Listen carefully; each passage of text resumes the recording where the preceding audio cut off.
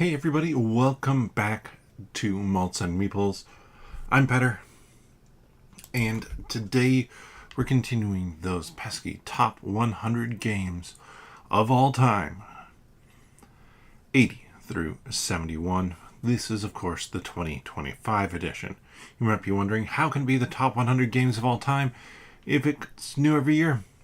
That's the magic of the internet.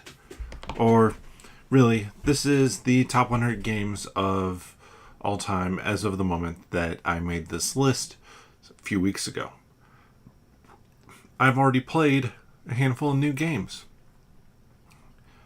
But obviously this is 80 through 71. We have 100 through 91, 90 through 81 out there as well. And so now we're back for 80 through 71. I apologize if I look like I reach towards in front of me every now and again. I have a screen with the stats from the previous years to go off of.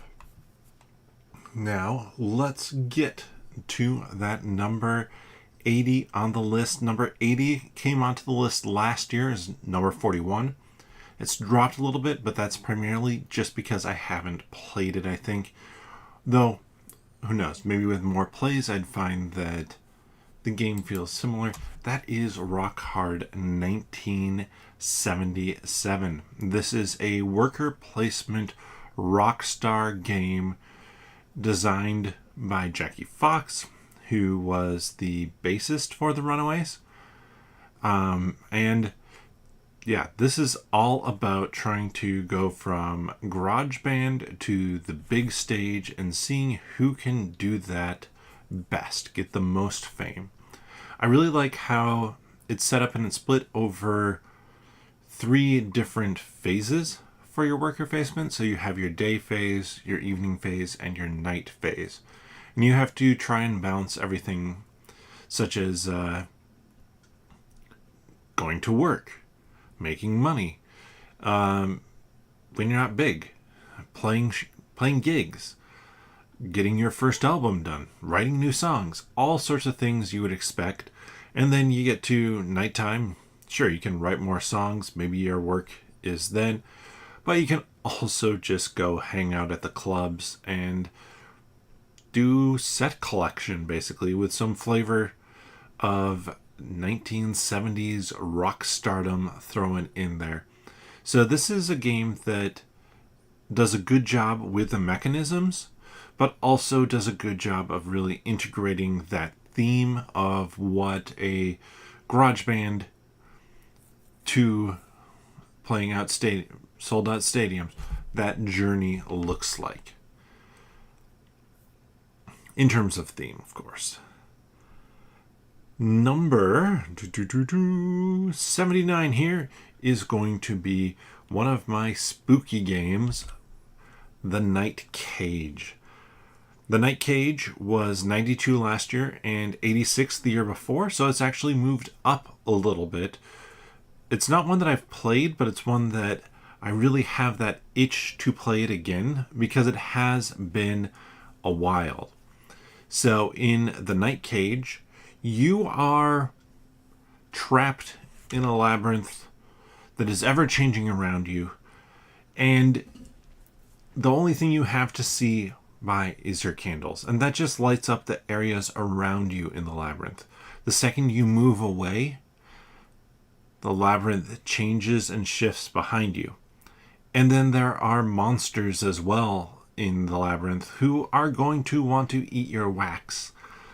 And if they get your wax, you can't even see what's adjacent to you. So you might stumble into another monster and be eaten yourself.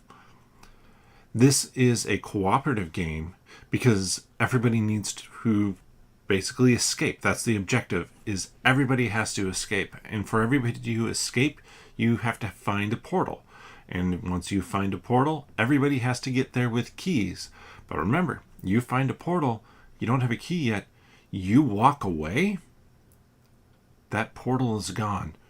The ever-changing map is such great fun for this game, and it has this nice tension as you have your stack of tiles that make up the labyrinth that just gets smaller and smaller and smaller, like a candle burning down.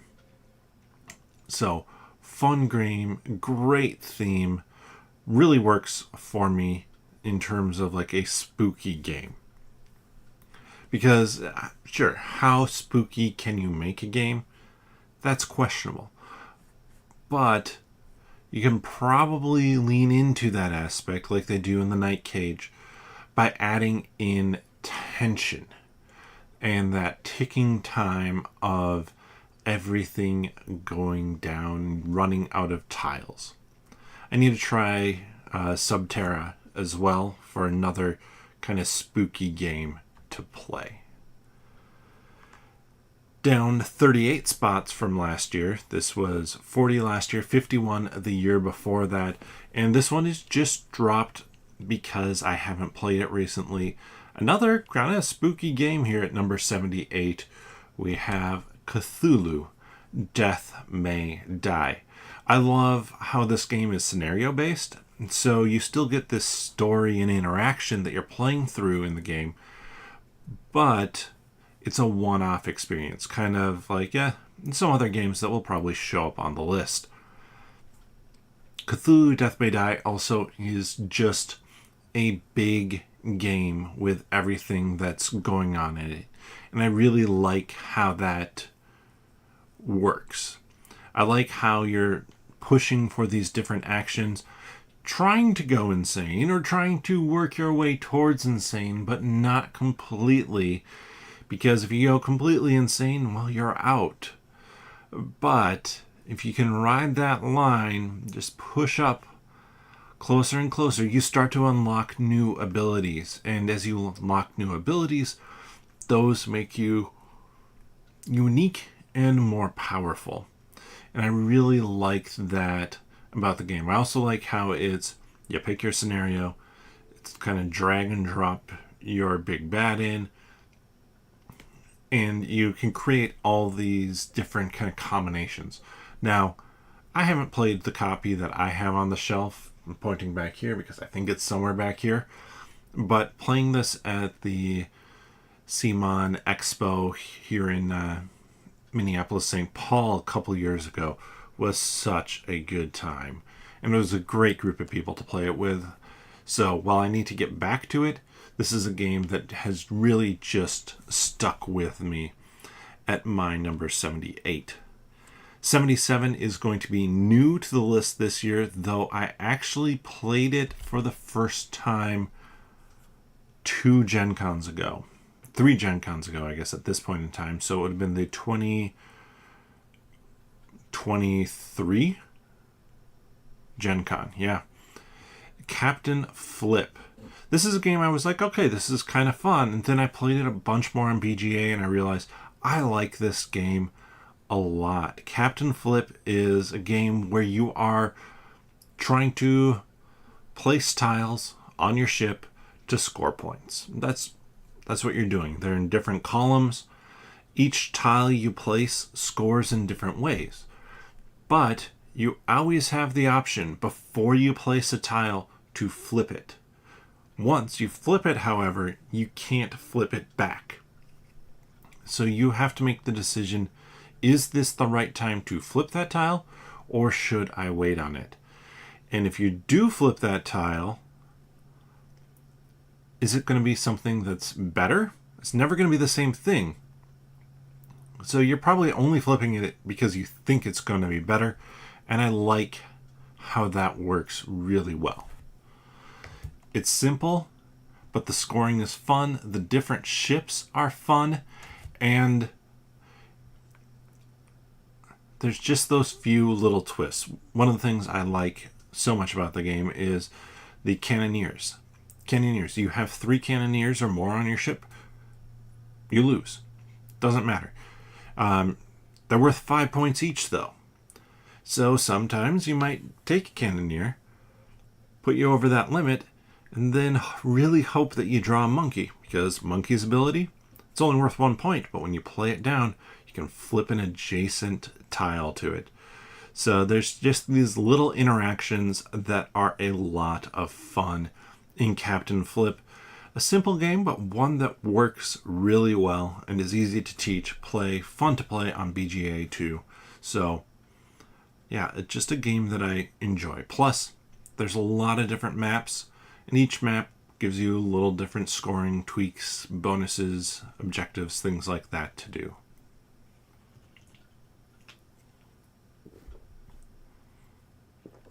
Coming in next here at 76, this was number 19 2 years ago, 45 last year. Now it's dropped all the way to 76. Still a game that I absolutely love. Cartographers. Cartographers is a roll and write or a flip and write game. I'm going to just try and call the genre of game roll and write, whether or not you flip cards. I'll talk about that in the description. But this one's all about making maps and placing out different symbols. The 4 different symbols are village or town, woods, water, fields. And trying to match those up to the different scoring objectives for the game. But the game does something that I really like with the scoring. It's played over 4 seasons, and each of those seasons is going to score 2 of those objectives. So in spring, you score spring and summer. In summer, you score summer and fall. Fall, you score fall and winter. Winter, you score winter and spring. So after that second season, you don't have to worry about summer. That's never going to come back around for scoring, and I really like how that works. It makes an interesting puzzle as you try and figure out when you want to push for scoring in different areas. Like, when do I want to score for summer? Do I really push for that, or maybe I just really try and do spring and fall and then grab on winter once it gets closer? Because spring, if I score spring really well, and summer, if I score fall really well, I'm going to be getting points. Or do you try and balance it out? Or do you go heavy into summer, knowing that you might score so many points with summer that you can just make it work, that you're not going to score as many points other times? Another dropper here slightly. This dropped 14 spots. More than that from 2 years ago. It was 48 2 years ago, 61 last year, now 75 this year. It's a cooperative word game in Letter Jam. Letter Jam is Hanabi-esque. If you're not familiar with Hanabi, that I think was in my collection for a while, was potentially on this list. It's a game where you have a handful of cards. Same with Letter Jam here. You have cards, but those cards don't face you. In Letter Jam, a single card of yours is face up, facing everybody else in the group. You can see everybody else's cards. Everybody can see everybody else's cards but their own. And you want everybody to figure out the letters that they have, between 4 and maybe 6, depending on how tricky you want to go. And as you do that, everybody has to give word clues. How do you give a clue? Well, you have chips. These chips go 1, 2, 3, 4, 5, 6, 7, I believe, maybe 8. And you place out a chip in front of the letters that you need to make a word. Now, you can also use wild in the word, but that's going to make it a little bit trickier. So, for example, let's say I could see the letters F, M, O, and R. You have the letter O. If you have the letter O, I might say, okay, I can give a 4-letter clue that uses 4 different letters for 4 different people. That's a pretty good clue. Everybody's getting some information from it, but I have a choice now as I give that clue. And this is one of the elements that I really enjoy about the game is I look at it and go, how are people going to get the most information from it? If I go FORM, sure, that can work. The person who has the F sees ORM. The person with the O, you see F blank RM. Now, that's not a great clue for you, though, because you now have the option, well, that could be form, firm, or farm. But if I go, instead of form, if I go from, FROM, now you go to your word and you go, F R blank M. It's not fram, it's not frim, from, FRUM, nope, frem, nope. So you have to be clever with the clues that you give to make sure that you're creating words that really narrow down for folks. And great fun is, since it's cooperative, everybody needs to be giving clues because everybody needs to be figuring out what their letters are. And sometimes you might look at it and go, I got nothing great that I can do. So I'm going to let everybody else sit back, hope for a good clue. Once I feel confident in one of my letters, I flip it down, I flip another letter up, and that changes up the dynamic too. Now, somebody else maybe has flipped a letter down and flipped a new one up. Now I have new options for the words that I potentially can create to give clues. It's a tough game, but it is a blast to play. New on the list this year, and it's one that I've played a lot and have really been digging on BGA and in person, is the Push Your Luck game, Can't Stop. And yes, I do have the one that has the giant stop sign and traffic cones for the pieces. This is a game where you are trying to get to the top, I say the top of 3 different columns. To do that, you're rolling 4 dice. You roll those 4 dice, you create 2 sets of 2. Those are going to be numbers that you can move up on those tracks. So let's say I create a 7 and an 8. I move up 1 spot on 7, or I mark that I can move up 1 spot on 7 and 1 spot on 8. Because I don't get those spots unless I stop. And the game is, you can't stop. So how do you stop? Well, you can just decide to stop, but it's your risk tolerance. Now, I can only go up on 3 different numbers each turn. They can be different ones from one turn to the next. But once I get those 3 numbers locked in, I'm now taking that risk of rolling those dice and not being able to create one of those 3 different combinations. If I don't create one of those 3 different combinations, I bust and go back down. If I do, even if I can't use the other pair, because remember the dice are always in pair, as long as I can use one pair, I can keep on going, keep on pushing my luck. Now obviously 7, that's the most common combo you can roll, especially with 4 dice. There's a pretty high odds you're going to roll a 7. So 7 track is the longest. It's going to take the most spots, most times rolling it to get up to the top.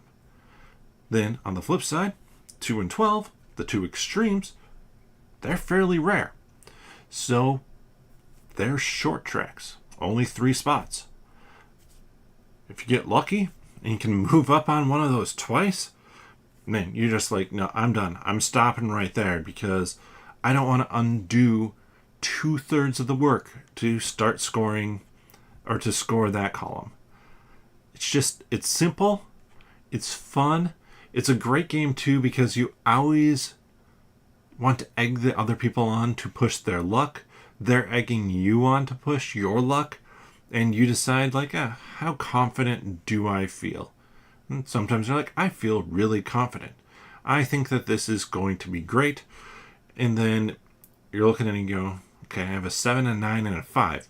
I'm pretty well covered. I can get most combinations. Then all of a sudden you roll and you see a 5, 5, 5, and a 6. And you're like, well, that ends that. Because, sure, there are 5s in there, but you have to use both dice for it. Simple. Not a new game, but new to my list. So, moving on to number 73 here. Number 73 has bounced around on the list some. 69 2 years ago, 59 last year, dropping 14 spots to 73 this year. This is a solo game that I compare to things like Independence Day meets Space Invaders. This is Under Falling Skies. This is a dice management game where you are placing dice onto your board, one for each column. There are 6 different columns, and depending on where you place them, what number they are, that triggers different effects. When you trigger these different effects, it might be researching how to destroy the mothership. Well, you have to have a certain amount of research to be able to progress to the next level, so you have to be spending dice there. Or it might be scrambling the fighter jets so that you can blow spaceships, little ships out of the sky so that they don't come down to Earth, because too many of them come down, you lose. Mothership makes it to Earth, you lose. And it's this nice balance because the dice do 2 things. And I really like how the dice do 2 unique things. One, they help you. They're going to give you a benefit. But at the same time, the number on the die, so you want high numbers because you want the big benefit from it. But the number on the die is also how far down the little ships are going to move. So you play out, get a really high roll, get a lot of 6s, everything's dropping down quickly.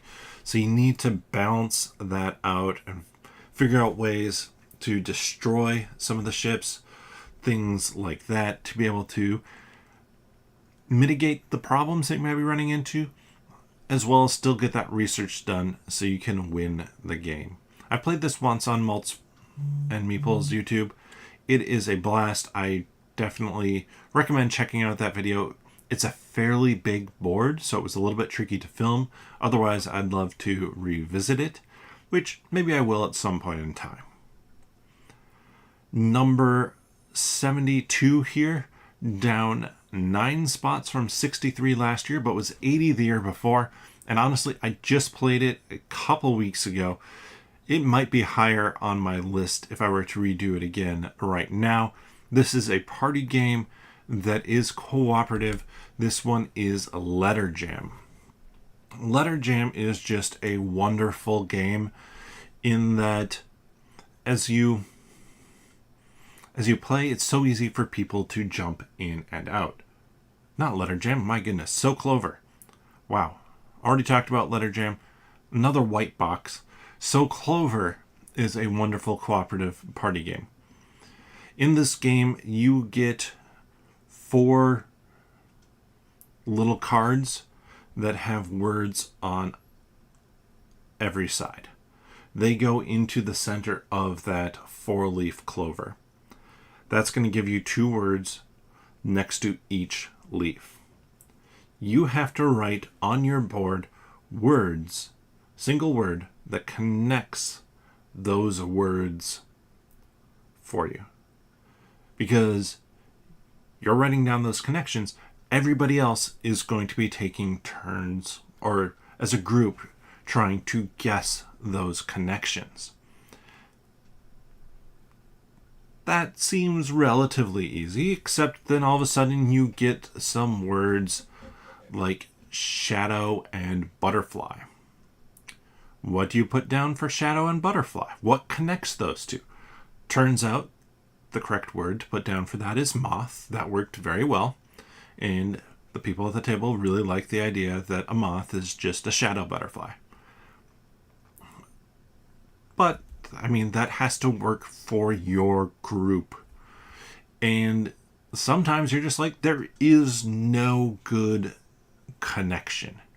There's just nothing that I can come up that's great. But fortunately, on one of the other sides, I have a really strong connection.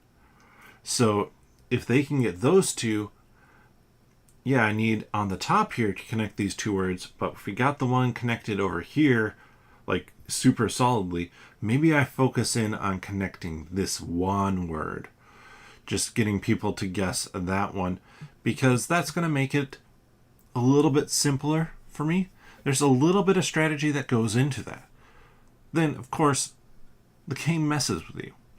It messes with you not only because there's two words on every card that you don't use, it messes with you because it then throws in a fifth card.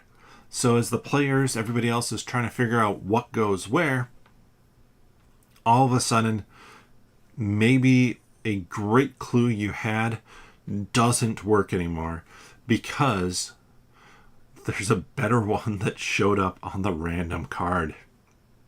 And now you have to hope that they are able to suss out which one that random card might be.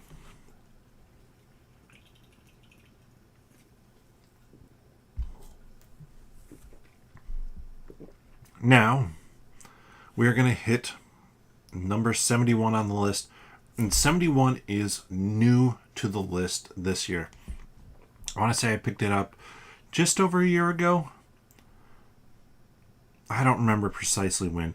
But this is a racing game, but not your normal track racing game. This is a rally racing game with Rallyman Dirt. I really enjoy this game. I like it a lot on BGA. I have one person on BGA who we do a 5-race circuit.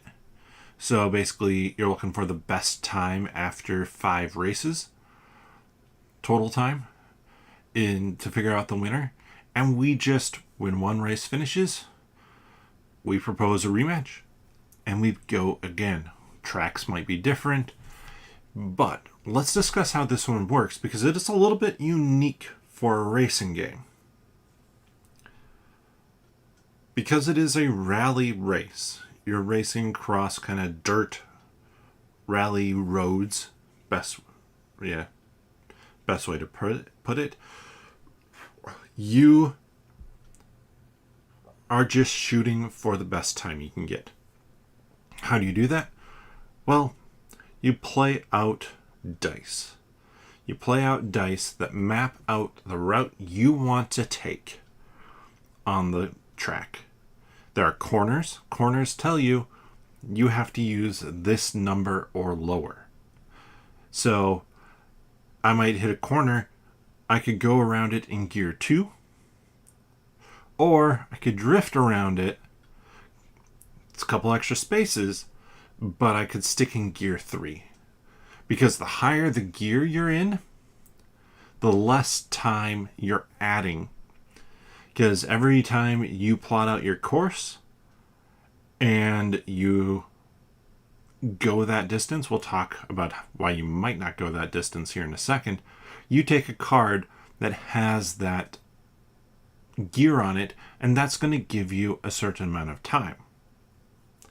Now, this game does have some good amount of luck to it, actually, because there's a push your luck element for the game as well. You want to go as far as you can, as fast as you can on your turn. But you have a choice to make once you've plotted out your course. You can either play it safe, roll one die at a time, and as you roll that one die, it's either going to come up blank or it's going to come up as a hazard. If you get 3 hazards, you spin out of control. And that's going to drop you down to no gear, like you come to a stop, and you're potentially doing damage to your car. So, probably makes sense. You roll one gear at a time, and you stop if you ever get to 2 hazards. Sure. But there's only it's a fairly low shot of hitting those hazards. So the other option is you roll all of them at once. What's the benefit of rolling all of them at once? You take a -1 second chip for every die you roll in a handful.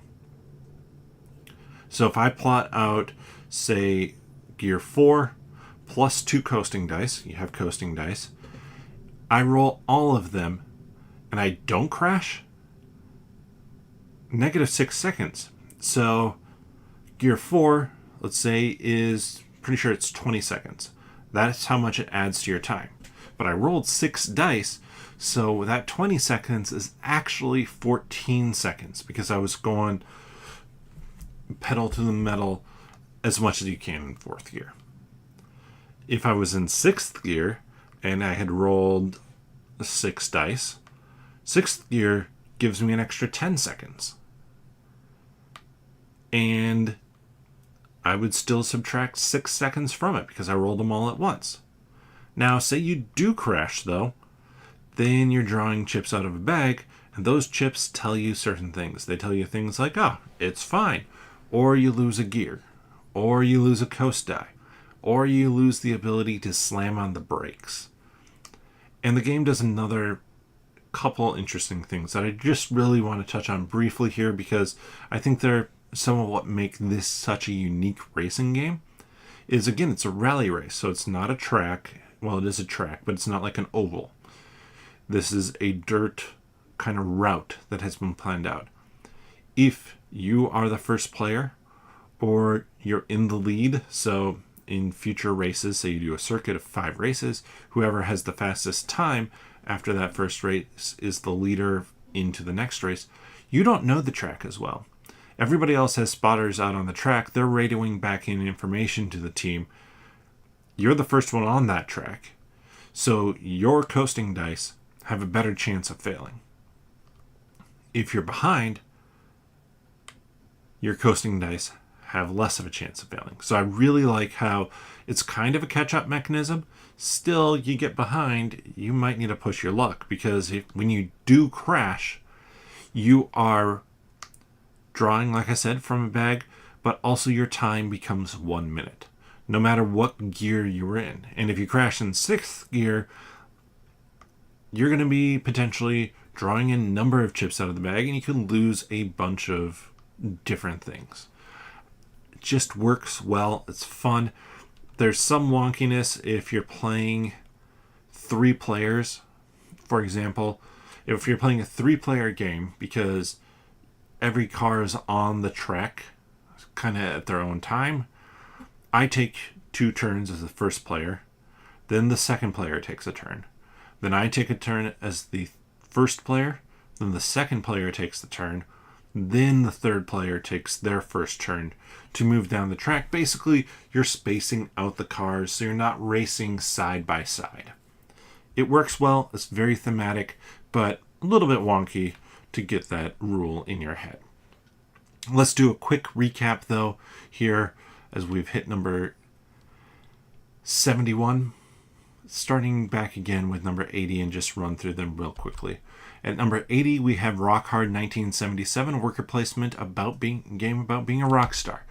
Then at 79, we have The Night Cage, a creepy game about being in the dark and hoping your candle doesn't go out because you need to escape this ever-changing labyrinth. 78 is going to be Cthulhu Death May Die, a big scenario Lovecraftian based game where going insane isn't a bad thing, but you don't want to go completely insane because just a little bit insane means you unlock new powers and abilities. 77 is going to be Captain Flip, a game where you are trying to fill your ship with tiles, and you always have the choice when you draw a tile out of the bag. You look at one side, you have a choice. Do you want to flip it to the other side or not? If you flip it, you're stuck with that, and you're always adding it to your ship. 76, we have Cartographers, a roll and write game about making a map with some fun scoring. At 75, we're going to have Letter Jam, a cooperative word game where you can't see the letters that form your word, but everybody else can, and everybody else everybody's trying to figure out their letters and give clues to help the other people figure out their own. 74, we have Can't Stop, Push Your Luck dice game, about trying to get to the top of 3 columns just by rolling combinations of dice. Then I believe this is 73. We check me on that later. We have Under Falling Skies. This is Independence Day meets Space Invaders, as you need to research how to take out the mothership, aka Independence Day, while dealing with waves of smaller ships coming towards Earth, aka Space Invaders. Next up, we have So Clover. This feels like I think it was 72. So Clover is a party game, cooperative party game, where you're doing that word connection thing of how do you get people to put 2 words together by putting a word between them. The example I gave was, what do you call a shadow butterfly? How do you connect those 2 words? Moth. Worked well for me. And then, yes, finally here at 71, just talked about it. Most recently, we have Rallyman Dirt. This is a rally car racing push your luck game that is all about how much of a risk you're willing to take and how well you can plan out your path or route down the track.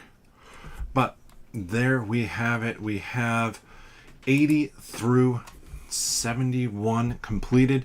Join me next Wednesday for 70 through 61.